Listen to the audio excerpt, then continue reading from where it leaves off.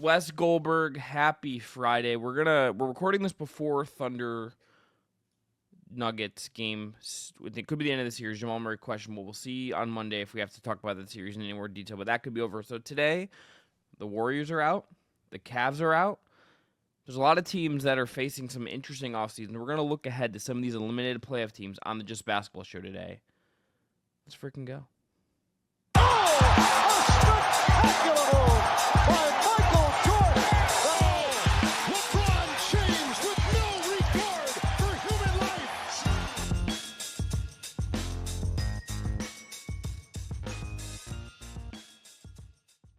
What is up, everyone? Chris Manning, Wes Goldberg here with you on the Just Basketball Show, your twice weekly show covering all things hoops. If you haven't already, subscribe, rate, review on your podcast platform of choice, and hit that notification bell. Busy basketball calendar right now. We've got NBA playoffs. WNBA is back this weekend. But we're going to look ahead a little bit today because we've got some notable teams, I think, Wes, facing interesting crossroads. But as always, we're powered by BetMGM. That's right. And if you haven't signed up for BetMGM yet, use the bonus code JustBasketball and you'll get up to $1,500 in a first bet offer on your first wager with BetMGM. Here's how it works. Download the BetMGM Sportsbook app on iOS or Android. Sign up using the code JustBasketball. Deposit at least $10. Place your first wager on any game. And you'll get up to $1,500 back in bonus bets if that bet loses. Just make sure to use the bonus code JustBasketball when you sign up. Gambling problem? Call 1-800-GAMBLER. Must be 21 or older to wager. Terms and conditions apply. All right, Wes, I'll give you first choice here because I think we have three teams we can cover in this segment. One team has not yet been officially eliminated. That's the Boston Celtics, but they're on the list. The Tatum injury, I think the expectation that they're going to lose to the Knicks at some point in the series and go home is there. Obviously, the Tatum injury, probably the biggest story in the league this week aside from the lottery, which already feels like it was about a week ago, if I'm going to be honest with you. We have the Cavs. We have the Warriors, and we have the Atlanta Hawks being linked to Masai Ujiri by Mark Stein. Where do you want to start? Well, you already named it. The Celtics. It's the biggest story in the NBA right now, Jayson Tatum's injury and what this means for their future. And I've been thinking a lot about how the Celtics should handle this. They were already looking down the barrel at a really tough financial spot where they were going to have to get under the second apron. And even getting under the second apron was going to be really hard. They were like $20 million over the second apron. They're $40 million over the first apron. I don't know if it makes any sense to pay any luxury taxes for a team that has probably no shot at competing next year. Now, you know what? Let's see if there's future odds on BetMGM. And I haven't looked at this yet. Because I'm assuming pre that injury, even with them struggling a little bit in these playoffs, they would have had very good odds for next year. You would have just assumed they probably would have been the favorites next year. Probably them or Oklahoma City, the favorites. Yeah, that's obviously like out the window now. And this is a team, to your point, real salary concerns and has $227 million in committed salary for next season. That's without Al Horford. That's without some filling out the rest of the bench. Mm-hmm. Like they don't only have 11 players. It's like 11 or 12 players. Yeah, they don't have a complete roster, right. And they already have that much money committed. That's huge, and that's, to your point, probably not sustainable. Yeah, and they were, regardless of the Tatum injury, even before he got hurt, they were going to have to make a tough decision on one of their starters, and whether it was Porzingis or Drew Holiday. People have conversations about whether or not they should trade Jaylen Brown if he's worth spending almost $60 million a year on your number two option and all that stuff. Well, we're going to see what Jaylen Brown as a number one option looks like, next season. And I think the other part of this, before Boston makes any decisions on how they want to handle next year, do you think Tatum can even come back? Are we sure? Because Kobe was out for 8 months, I think it was, 8 or 9 months. Durant missed a full year. But you remember when Durant was coming back from his Achilles injury, there was even conversations if Brooklyn had gone far enough in the playoffs, if he could come back for the playoffs. So I don't know that we can rule out Tatum being back for the postseason. So does that change the calculus for Boston where they say, okay, let's just let's hold serve for a season. Let's get into the playoffs. And then maybe by the second round of the playoffs, we can have Tatum back. Now, that carries a lot of risk, right? You don't want to rush him back from injury. You don't really know what he's going to look like. His first basketball action is going to be playoff basketball. And not even first round of the playoff basketball, probably. I don't know that you can bank on it, but he's 26 years old. I have no doubt that maybe I'm naive. I think he's going to come back the same. Achilles injuries are really rough, but he's 26. Nobody doubts he's a grade A physical specimen. Nobody doubts his work ethic. He should be able to come back okay. And if that's the case, then the Celtics should be able to keep their little run here, their title window rolling. But it's the financial concerns that are big now. And if you figure you're going to miss Tatum for a whole year, do you go from, okay, well, we're going to probably just try to duck the second apron, probably remain a first apron team next year and keep this window open. Now that Tatum's out for at least the entire regular season, at the very least, do you say, now we got to duck the luxury tax altogether, reset the clock on the repeater tax, and then get us this financial flexibility so that when Tatum does come back, we have the means to compete for several years, because we kind of thought this was going to be a 2 or 3 year window. And it turns out that maybe it was just a 1 year window. Yeah. And we got to work to reopen that window when Tatum gets back. I think this is an accounting decision more than it's a bet on the basketball player's decision. And I think that's just the nature of the CBA, right? Like, I don't think it's not, I'm sure, what would be popular if you asked Joe Mazzulla, if you asked Jaylen Brown, if you ask any of the guys in the locker room, they're going to be like, we should try to go compete as best as we can. That's the nature of a competitor. The reality of the CBA, I think, it kind of dictates this. I think you have to reset. And even on the Tatum thing, I wouldn't want him playing a minute next year. Yeah, me neither. Give him the full year. He's in his prime, and we're in an era where, like, an Achilles injury is still, like, the scariest injury. I think if a guy that I was rooting for had an Achilles tear, that would be the injury that scares me the most. There's no question about it. Like, if I'm a fan of the Celtics, this is, like, the thing that would scare me the most is the best player on my team having an Achilles tear. But we're in an era where Durant came back. He was older than this. Breanna Stewart came back and was in this rough age range. Kelsey Plum has come back from an Achilles tear. There is a track record now of you being able to come back and play at a really high level after an Achilles tear. That is a thing that can happen now, and that did not feel like the case 5 years ago. But I'm thinking about 2026, 27 with him. I'm not thinking about 25, 26 with Tatum at all. I think you are looking at this roster and saying, Is there someone who looks at Sam Hauser and is like, that's a guy that would actually play for us in a real way? Mm-hmm. Can we trade his $10 million salary? Does a team really pushing next year say, you know what, F it, let's get Drew Holiday and you can trade his $32 million? You're not going to get real assets back. It's really, I think, resetting the financial clock, Wes, more than anything else. I think that's where this is going. I think that's the only path here. I don't see a path where you can say, you know what, we can hold this roster together for a year and without really knowing anything. They have to get under. Do it. To me, the biggest and you're going to lose good players. I think that's the challenge. Like, you're going to lose key guys to that won you a title and key culture guys. The Celtics that Jayson Tatum is coming back to will not be the Celtics that exist right now. They may play similarly, all of that, but they're going to feel differently by nature of what this spread. Like, I'm looking at the Basketball Reference salary sheet right now. This is going to look entirely different, I would guess, this summer, in next year, ahead of in the summer before he comes back fully. That's the reality. There's tough decisions coming, and you probably have to trade Hauser no matter what. That's not going to do it. I think if Boston could do it the way they want to do it, understanding that you'd have to get under the tax altogether, no tax. Yeah, I'm going to see if I can find the tax line for next year, by the way. It would be, they're $40 million over. They got to clear $40 million plus some cushion. I was doing this math earlier. Yeah. Hold on 1 sec. I'm getting a call from my dad real quick. Just give me 1 sec. Mm-hmm. Dylan, I'll note this in the doc and I'll text you as well, but we're going to restart in 3, 2, 1.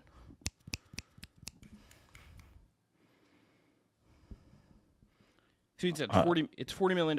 Like, that's a lot of money. I mean, Hauser's 10, Pritchard's 7. So, like, even if it's like those two guys, which, like, you want to probably keep one of them for depth. Yeah, you don't want to lose Pritchard making $7 million a year. That's bargain, and he's a good player. Yeah. No, what I think they would have to do, what they're first going to try to explore is, can we trade Drew Holiday and Kristaps Porzingis? It feels like you're probably going to have to lose two of those guys. Because, look, Jayson Tatum, you're not trading him.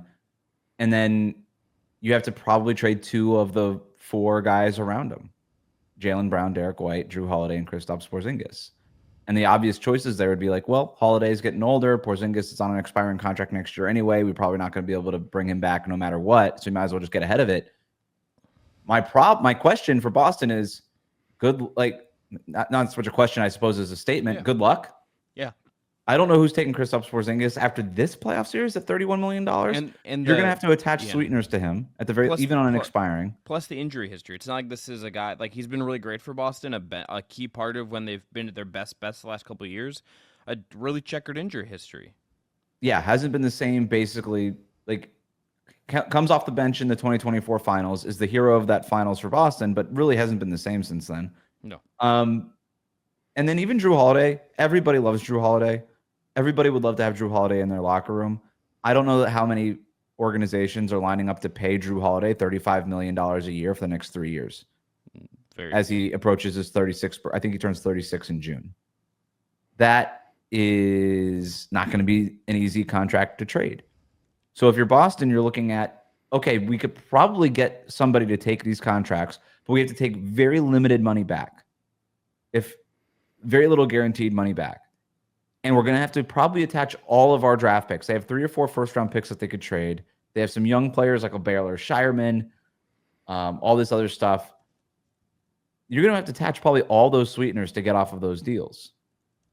And then if you're Boston, you're saying, okay, well, we've got Jayson Tatum coming back off of an Achilles. We have Jaylen Brown. We have Derek White. And we can hold on to Peyton Pritchard perhaps. But that's the roster. And really no means, because you have to trade all your goods, all your assets, probably all your draft capital to get off of those 2 big contracts. I don't know. I don't think it's going to be that easy. And so then you have to have harder conversations if you're Boston, is you explore that stuff and you say, well, we can either trade everything we have to get off of these 2 contracts, or we could do the thing that everybody thinks is unthinkable, trade Jaylen Brown. Yeah. I mean, and do a reset. I mean, I think the roster, to some degree, when you list out 4 guys on a roster, that's not a championship team. Jayson Tatum's walking back into at that point. He's walking back into a project, and it's like, okay, at that point, White will be on the wrong side of 30. Brown will basically be 30. Tatum's going to be right at the door of 30. It's like it's kind of go time for those 3 guys. You're probably your 3 best players right now. And I can't even think of like if you're being a very thorough front office, Wes, and trying to like think through this and organize your thoughts and really make the most logical decision you can here. I can't even think of like a good comparison for like what's a team that's had this situation before. It's obviously CBA throws wrinkles into this that no one's dealt with before because it's a new CBA. But even just like the money and like resetting by a guy that you expect to come back in his prime and then like retool around him quickly because he's in his prime. Like, I don't even know exactly. It's like it almost would, in some ways, like, it's like, did you just, is next year like a gap year and you try to find a way to like massage it? But it's like, how do you do that? Like, that doesn't compute to me with the way this organization has run and with how I think these guys seem to be wired. Like, that's the part I don't really know where it works. It reminds me the most of the post-2019 Warriors. Kevin Durant goes down. You lose him in free agency. And then in the first week of the following season, Steph breaks his hand and he's out for most of the year. And right after that, and then Klay Thompson with the 2 devastating injuries in back-to-back seasons, it was kind of 2 gap years for Golden State. And they did make the play-in tournament in the second year of that situation. They lost, but they ended up picking the lottery in 2 straight years, which we don't think that's going to happen to Boston. But they did spend that time between, during the major injuries to Steph and then Klay, of kind of mining the G League and free agency and the draft and just trying to find guys who fit the new roster.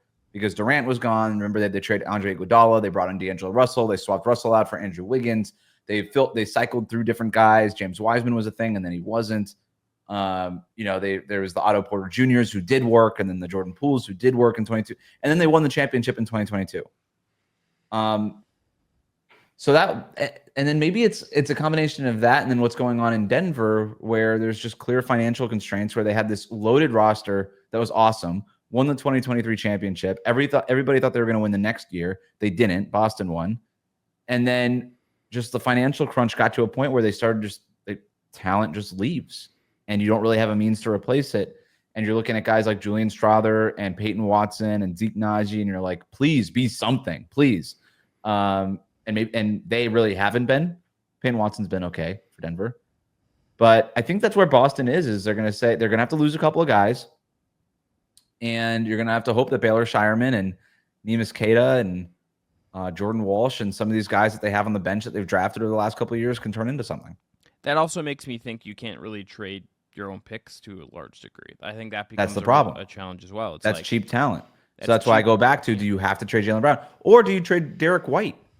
You know, like these guys are such great players and so important. Like your big three in Boston, if you had it your way, would be Tatum, Brown, and White. That would be your big three. And then Holiday and Porzingis age out, and you replace those guys.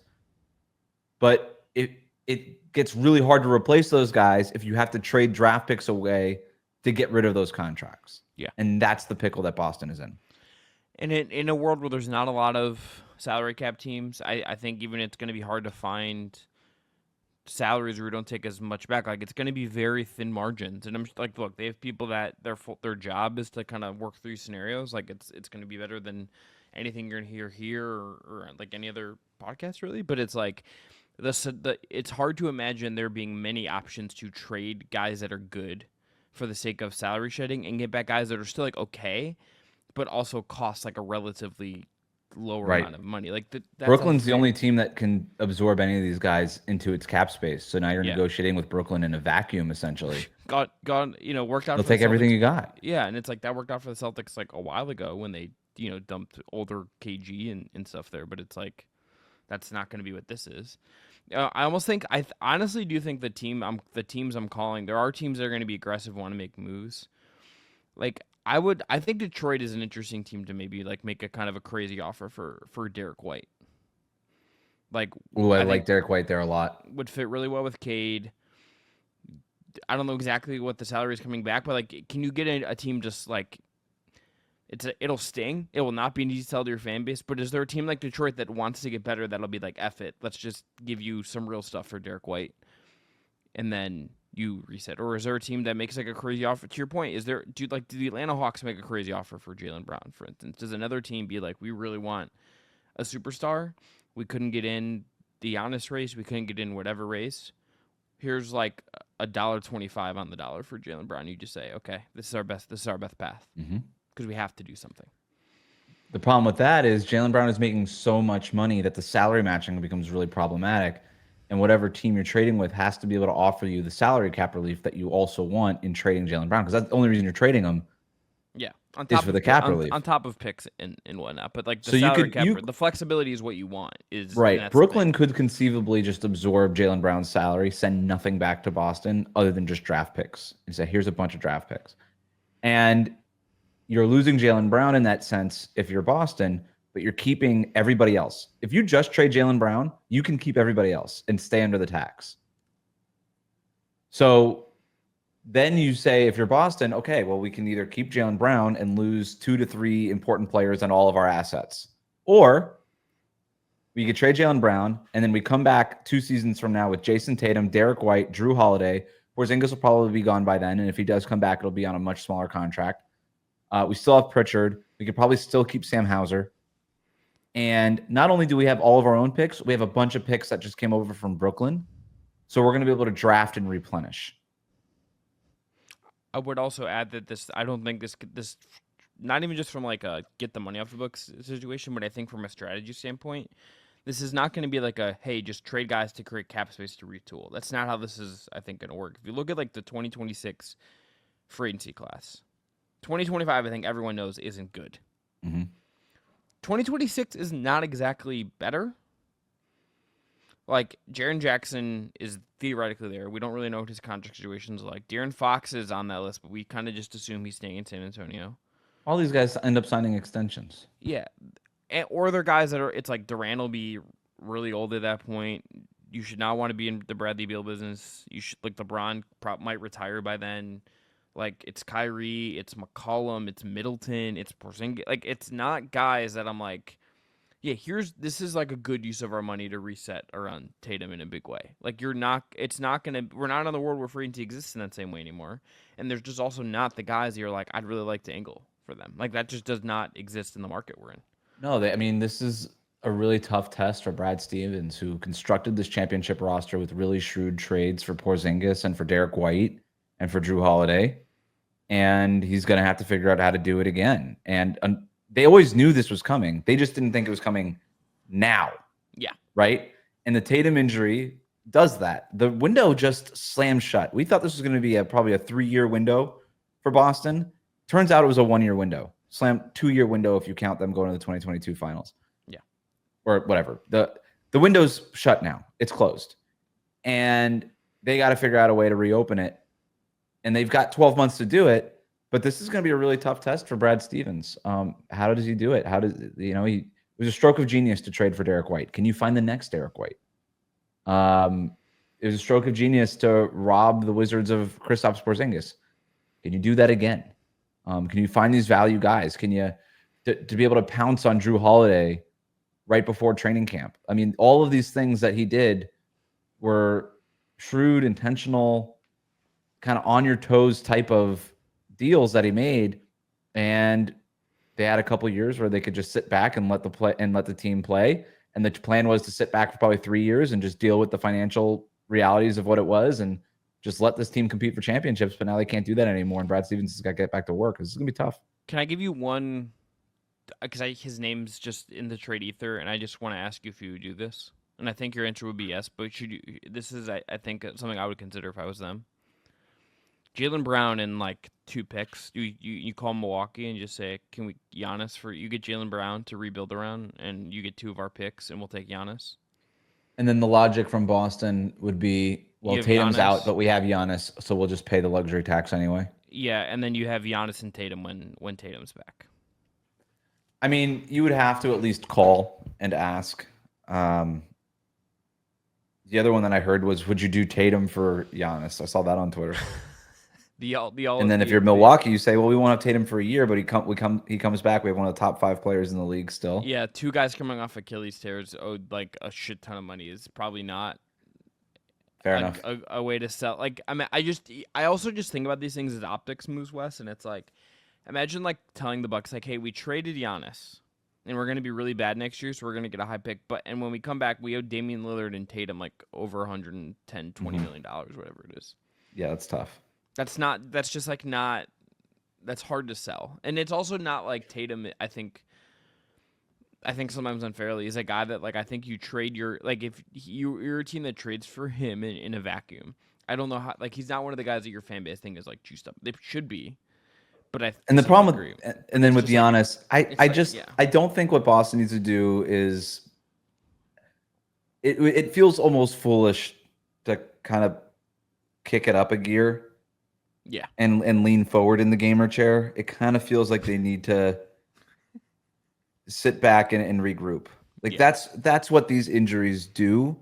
And it's unfortunate, but you kind of have to face reality for what it is. And you say, okay, this is a gap year and we're going to have to lose some players and we're going to have to figure out a way to find value on our roster and other places and in free agency and in the draft and in the G League and really start to develop some players. And we've got 12 months to do it so that when Tatum comes back, we're right back on the championship bandwagon there. Also, I don't know what Giannis would do if he had to take 10 threes a game in Joel Embiid's offense. So I don't feel like that'd be great. I think that's a good point. It might not be a fit there. A lot to come from Boston. Let's go to another team. Yep. Cleveland. You want to go Cleveland or you want to go Golden State, Wes? I really don't think the Golden State situation is all that interesting, even though it's going to be talked about forever. So let's go Cleveland, because I think that's more interesting. Yeah, I mean, the only thing I can really say in Golden State is I did find Udonis Haslem just like cooking Jimmy Butler on ESPN to be fascinating. Yep. I was just like, oh, okay, that's interesting. I don't need to talk about Jimmy Butler, Chris. I am labeled as a Jimmy Butler hater. People know my feelings about it. Yeah.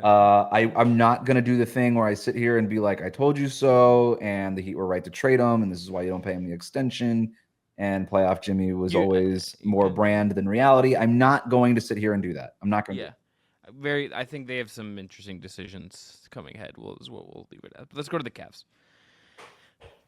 I find this just to be such a fascinating summer for them, because I think on one hand, there's an argument that maybe you try to go more chips in. You say, clearly there's something off here. with the mentality, you could make that read. I think the fan base honestly is making that read right now. Do you try to go aggressive? Do you try to cash in some guys and just go for it? Do you say we had really bad luck in round 2 where Garland's hurt, where Mobley's hurt, where Hunter's hurt, Mitchell gets hurt, and the Pacers were as hot as they possibly could be from 3, and you just say run it back. The recent track record of this front office is I think they'll probably just run it back. I would not expect anything crazy from them this summer. But is there a case for it is an interesting question to me because you have Mitchell in his prime. It is still like I think people will still go, okay, 2 small guards, 2 bigs. Is that really the optimal way to build a contender? You have to probably move one of your real pieces to make any kind of real addition at this point, just based on the salary situation you're in. Are you a team that and what is the move? I mean, I think they're obviously you have the honest discussion and what's our best offer there that we're willing to make, but what is the other move you would even make? I think that is a really it's a question of like the identity of what the Cavs believe in. I think we're gonna find out this summer because I think you could just say let's just go for it. On one hand, I think you could say reasonably, maybe not the most excitement. We just have to stick the course, and then this should work out on the other end. But that carries a lot of risk, and is that where are you satisfied with that? Do you believe in your core that this is the team that can break through? I think is probably the question we're gonna get answered between now and next season. Yeah, the Cavs are tough because it felt like we had the answer, right? It felt like we had spent 2 years figuring out whether or not this core works. And then they have this gangbusters regular season, number 1 seed in the Eastern Conference, Kenny Atkinson, coach of the year, like all this stuff. And we're like, wow, it all really came together. And then just the second round happens and it's just a dud. And now all those same questions just kind of come back. And you're like, does this work as a core? And that's got to be really frustrating for the Cavs because I think they internally are having those conversations and are asking those questions. And it doesn't, I don't know if to say that this whole past season feels like a waste, that feels strong, but when it comes to the offseason decision making a little bit, I don't know. This part's really hard. And now they're facing, they went all in on the DeAndre Hunter thing. And, they're paying a guy off the bench $23 million a year. Isaac Okoro is getting paid $11 million a year or whatever to basically play every other game. Dean Wade, $8 million to be out of the rotation some nights. This was a really expensive roster. One of those guys I think is probably moved in somewhere there, especially if they believe that they want to keep Ty Jerome and they have they can offer him a decent figure, but to limit some of the luxury tax to just give him a competitive offer. Look, he might have cost himself money. I think could help the Cavs. Performance could help the Cavs keep him. I think they are probably going to shed on the edges a little bit would be my guess and be a little less deep next year. I mean, Sam Merrill I think is due a new contract, and I was having this debate with someone. I like Okoro, and I always will have a soft spot for him. I think Sam Merrill feels like more of like a playoff guy than Isaac Okoro at this point. It's like I'd rather find a way to move his money off and keep Merrill if my roster's still going to be really expensive. And Atkinson always leaned shooting over the defense of Okoro anyway, so it just fits with his scheme, and he's cheaper. But I don't know if you're going to lose, if you're going to make a dramatic move and try to and trade one of the starters, it has to be Garland. That's the only one that makes sense. I don't think it can be Jared Allen. I don't know that you want Mobley playing center like that all the time, unless you make that your defensive identity, where you're just going to switch everything and just do it that way. Then you have to keep DeAndre Hunter. I just don't think that they have the defenders on the perimeter to make that work. And the defense has slipped a little bit from its peak a year and a half ago. It has under Atkinson, the offense has gotten supercharged. The defense has slipped enough where and that's because of the trade-offs, right? That's right. That's what he was doing. That's what you do in the NBA. You still kept a good defense, but it wasn't like the Thunder's defense that just wrecked you. It kind of dropped off that level a little bit.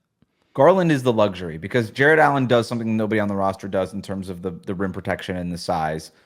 Mobley is the Swiss Army knife defender who could play every scheme. Donovan Mitchell is obviously your star player. Garland is really important. I'm not saying he's not. He's an awesome basketball player, but he feels like the luxury more than anybody else does. And if you trade Garland and get minimal guaranteed salary back, and you can kind of you lose some other guys, but you get some draft capital back or whatever it is, Donovan Mitchell, Max Strus, maybe you keep Hunter, Mobley, Allen. Still a really good starting five. But I would ask, like, I think if you're trading Garland, I don't think you can, like, tell Donovan Mitchell, hey, we traded your all-star backcourt mate after you had this great season, and we're doing it to create more flexibility. Like, I think you kind of have to find a way to just keep trying to press forward and make the most out of this. I think that's where they're Can at they in afford this to do timeline. it? Like, literally, can they just do that? Dan Gilbert is fucking rich. So, yeah. Fair enough. Like, Dan Gilbert, I think, is, like, the second or third richest owner in the NBA. So then I think you do it. I think you probably go into next year. His net worth is $23.4 billion, according to Forbes. All right. Then maybe you just go into next year and say, all right, that sucked. Don't overreact. It stings now. We can't overreact this offseason. We try to keep as much of the roster intact as we can. We make some calculated decisions. Okoro, Dean Wade, Hunter, Ty Jerome, whatever. We figure all that stuff out, and we press on. It's probably the right way to go. The Garland thing, I also don't know, like, what are you trading for that you're like, this definitely makes us better? Like, that's, I think, the hardest part to figure out, right? Like, what is the Garland trade where you're like, yeah, this is, like... Yeah, the only reason you trade Garland is because the second apron stuff and all that stuff comes into play. I don't think the Cavs are in second apron hell yet. They could probably do it for one more year. I'm guessing. You would know better than I do. I think yes. I think every team is going to probably try to duck it at some point just because it just makes the most sense. And then you end up with the frozen draft picks and all that stuff. It just gets crazy. It becomes complicated. And Dan Gilbert, at least during the LeBron era, and this is not the LeBron era. This is not, you don't have LeBron James on your roster. And it's like he was willing to spend real money to support LeBron. Different CBA though, right? Yeah. Different CBA. Different level of talent. Donovan Mitchell's a top 10 guy in the league. He's not arguably the greatest player of all time. Yeah, I don't think you. To my point, you're not trading Garland to make the team better. You're trading Garland because somebody's got to go. And if you're not at that point now, then don't do it. Right? That's you can always reserve the right to trade a core piece later. You do it when you absolutely have to do it. Sort of like where Boston is now. You do it when you absolutely have to do it. If Cleveland is not in that financial crunch spot right now, then don't do it.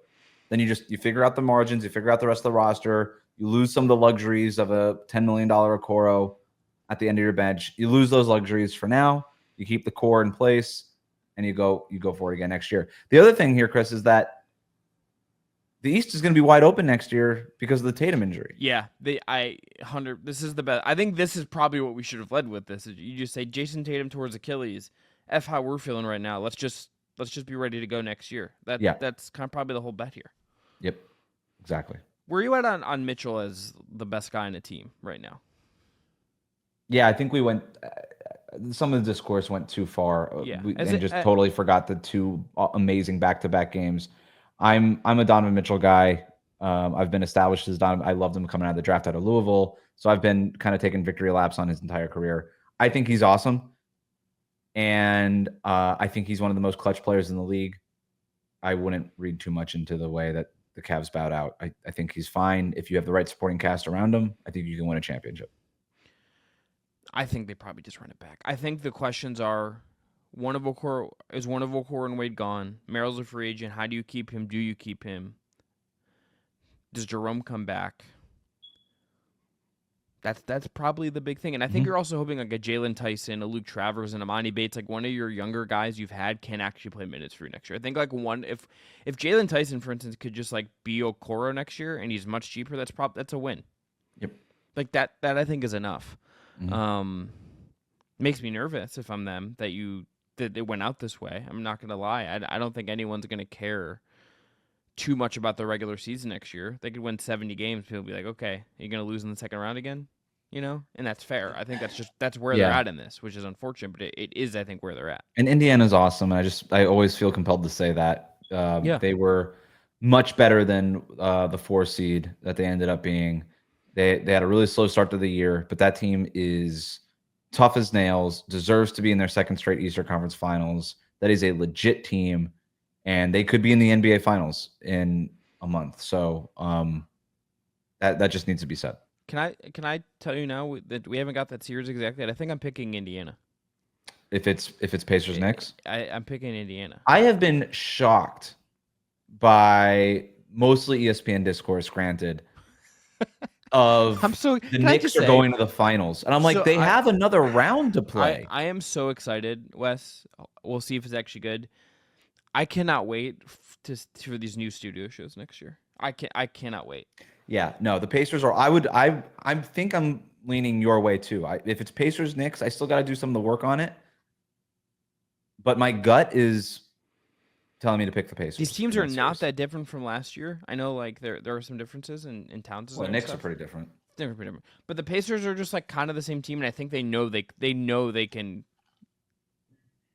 Like I think their 2 series wins kind of give them an oomph in a way that Halliburton is first team All Playoff riser 2 years in a row. Guy's yeah, awesome. he's incredible. Very interesting for the Cavs. We'll see what they do. Um, they kind of did like the thing they. It's weird they're kind of back where they were last summer, but they don't have the escape hatch now. I think is the other thing I would say before we maybe talk about the Hawks is just last year the escape hatch was we fired JB Bickerstaff. Kenny Atkinson's a good coach. You're not firing Kenny Atkinson, and like you're just not. You just hired him. He won Coach of the Year. I don't know. I think they're just going to spend a bunch of money and run it back. Let's go to the Hawks and wrap this up.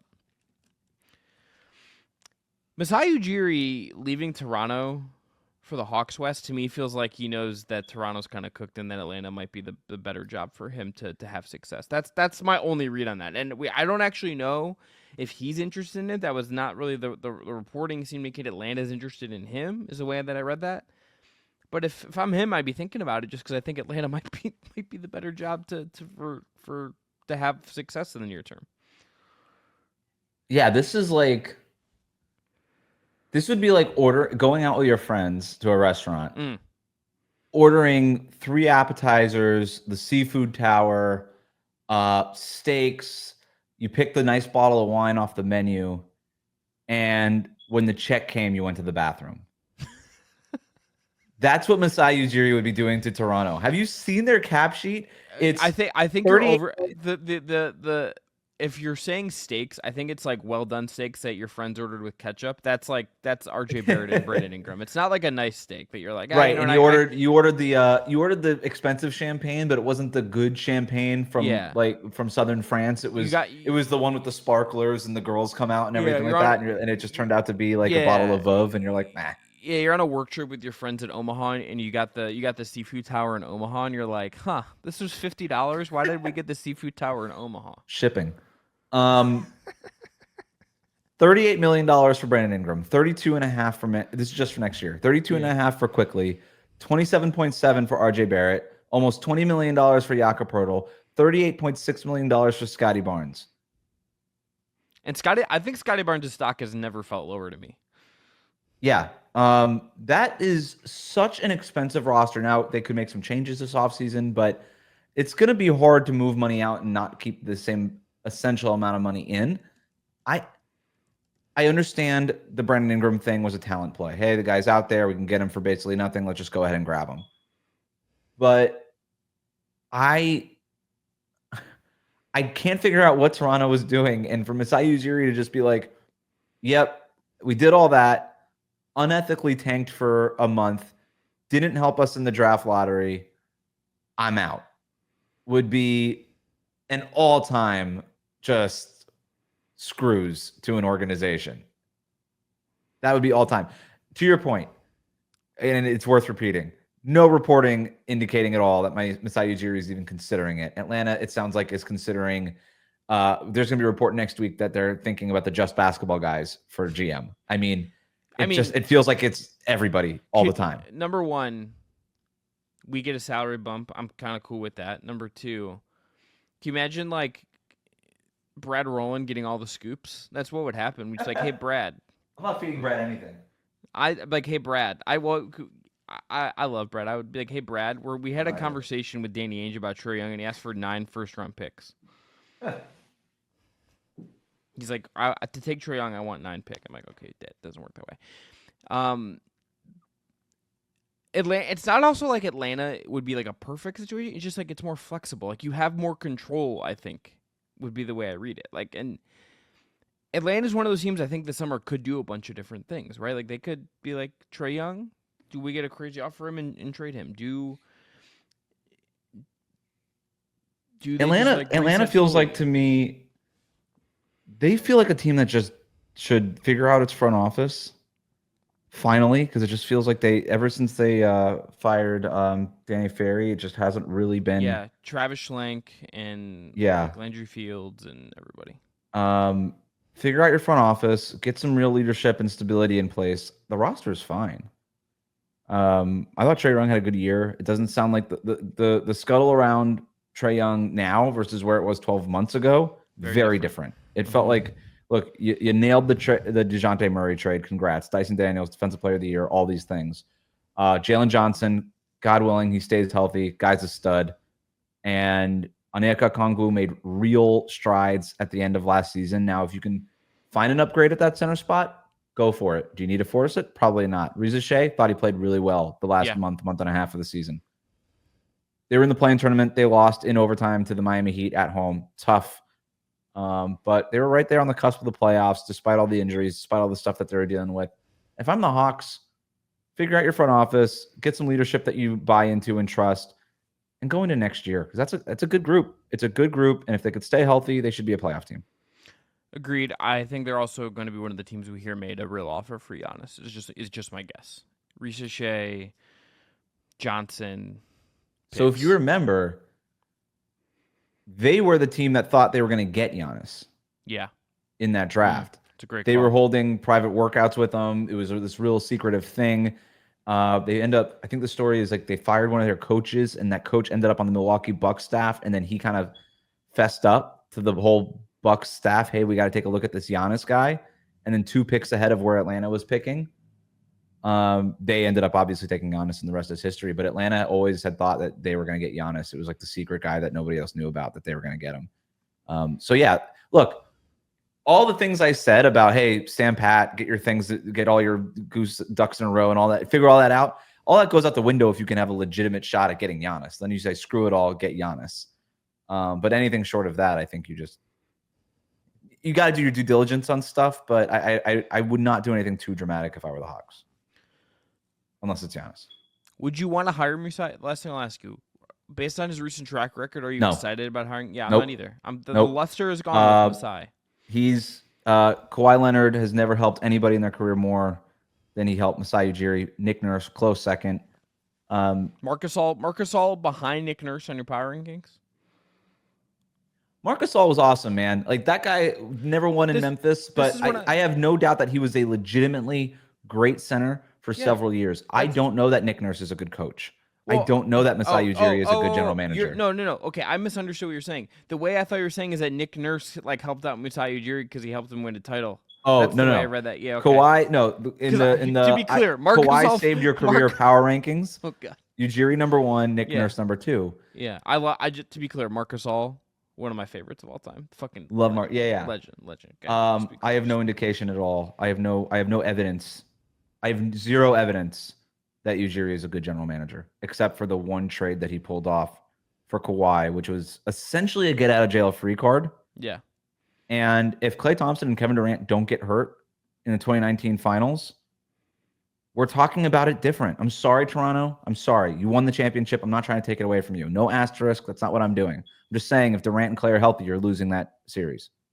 And if that happens, then we're not talking about Nick Nurse as a championship winning coach. We're not talking about Masai Ujiri as a championship winning general manager whose stroke of genius led to Toronto's first ever franchise banner. We're not talking about any of that stuff. Ujiri has basically struck out on every major deal he's made since the Kawhi deal. I'm not trying to be mean. I know it sounds like I'm being mean, but I'm just like, these are the facts. Like, tell me the one thing that he did that dramatically helped the Toronto Raptors since Kawhi left. Can't really name one. I mean, it's like drafting Scotty Barnes. Scotty Barnes is good, but like it has not really resulted in screwed up the OG Anunoby thing. Screwed up the Pascal Siakam thing. Just time after screwed up all that stuff. Screwed up the Kyle Lowry thing. Yeah. Screwed up the Fred VanVleet. Screwed it all up. They should be that championship roster got dismantled within 4 years. and they have almost nothing to show for it. Not what you want. I would not be. I'm curious who they hire. It's not where I would be going. I don't think. I get why like you make the ask. The name, all that. I'd be aiming for someone who's like run a good team the last 3 years. Pick someone from the Thunder, the Cavs, the Pacers. Like pick someone from one of these teams that has done a really good job the last couple of years, and particularly a team that maybe has similarities in terms of ownership and market size, and not. I would hire Calvin Booth before I tried to hire somebody Ujiri away from Toronto. I think Calvin Booth is a good talent evaluator. I have no problem with. If you give him an owner that's willing to spend a little bit of money, I think you could really turn a roster into something. Yeah. All right, Wes. Anything else on your mind? Any other NBA, WNBA thoughts as we're getting out of here? Nope. Well, is Thunder Nuggets ending before we record next? Which I think it will either way. But does it end? I hope not. Please go 7. I'm sick of Celtics Knicks. Please don't let that go 7. I'm so glad that the Warriors Timberwolves series is over because that was just a bummer without Steph.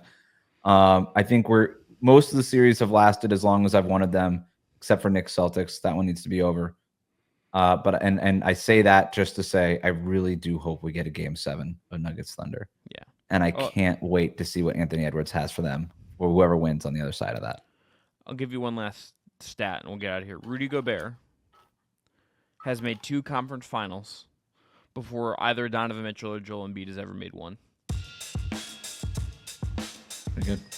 Good for Rudy Gobert. Good for Rudy. All right. And there. I'm Chris Manning. That's Wes Goldberg. Back at you next week with more Just Basketball Show. Have a great week, everyone. We'll talk to you soon. Enjoy the hoops.